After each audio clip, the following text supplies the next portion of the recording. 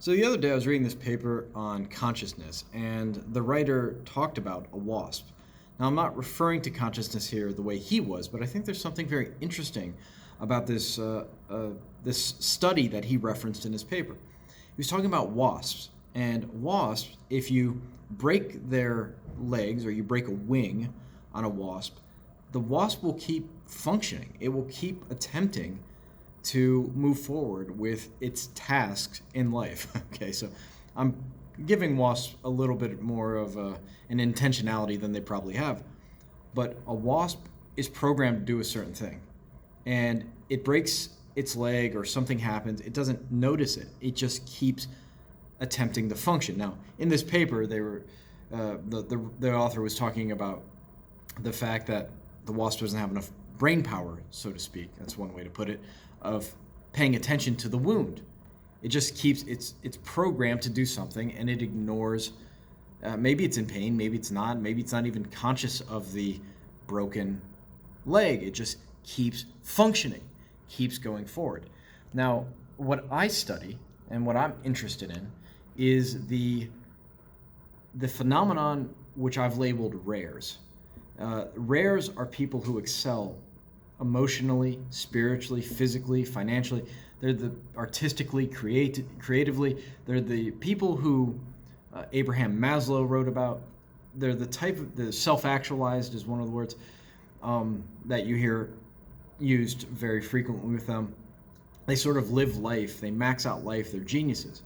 And I'm always looking for things that I notice about them, and then I try to teach it to people and use it myself, of course. And I've noticed this sort of wasp-like behavior with rares. Rares can have their body broken. They can, for instance, I know rares who've woke up with a minor cold, a fever, maybe a touch of the flu or something like that, and they still function, they still work, they still show up. It's like they don't pay attention to these minor ailments. I know athletes who are banged up, the tougher athletes. They can have a rolled ankle the day before. It's swollen, it's black and blue, it looks sort of gnarly, and they still play. They can break their finger, they still play. They can have broken ribs, they still play. They're a lot like that wasp. They have their program, and their program is to achieve some goal or create a business or write a book or change the world in some way. And it doesn't matter what's happening to their body. It doesn't matter if their relationship is falling apart. They're kind of like the wasp in the sense that they just keep functioning despite the inconvenience of various wounds. I've seen really inspirational entrepreneurs who have been broke for years just keep going forward despite the fact that they're not making any money, despite the fact that they're sleeping on friends' couches, despite the fact that they haven't eaten as much as they probably should, that they're not sleep. They just ignore their wounds. So the wasps don't tend to their wounds. That's what it's called. It's called wound tending. And wasps don't tend to their wounds. And I've noticed this with rare species. These rare species, these people that you don't frequently encounter, but you have heard about them. You've read documentaries about them. You've watched documentaries about them. Read autobiographies, read biographies about them. They're the type of people that live in a slightly different way than everyone else. Their ability to focus and circumvent and go around problems or just go straight through problems is majestic, and it's inspiring, and there's no reason you or I can't do it. We just need to know it's possible. We need to see somebody else do something we didn't think was possible before. Once we see it, we realize, oh, they did it, I can do it too. And that's a belief you have to start to develop. Anything you see someone else do, you have to think, they're human, I'm human, it's game, I can do that.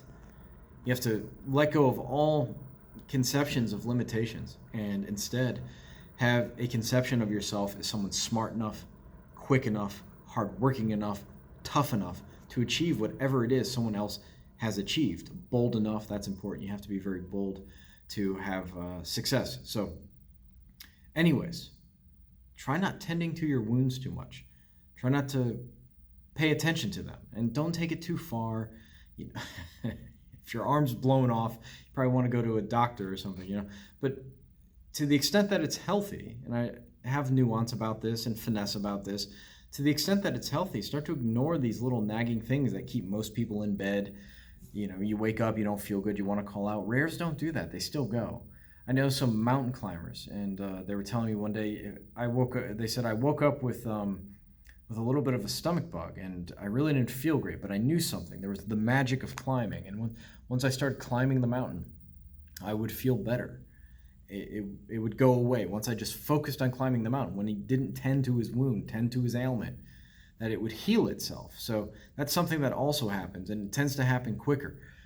If you ignore your wounds, these minor ailments, in a variety of ways, whether they're related to a relationship, whether they're financial, whether they're physical, emotional, sometimes just getting into something that's bigger than you, your bigger goal, it frees up something in you to start working on the problems, and they tend to heal or disappear. And you go, oh, well, that went away. Anyways, please like, subscribe. Don't tend to your wounds too much. Peace.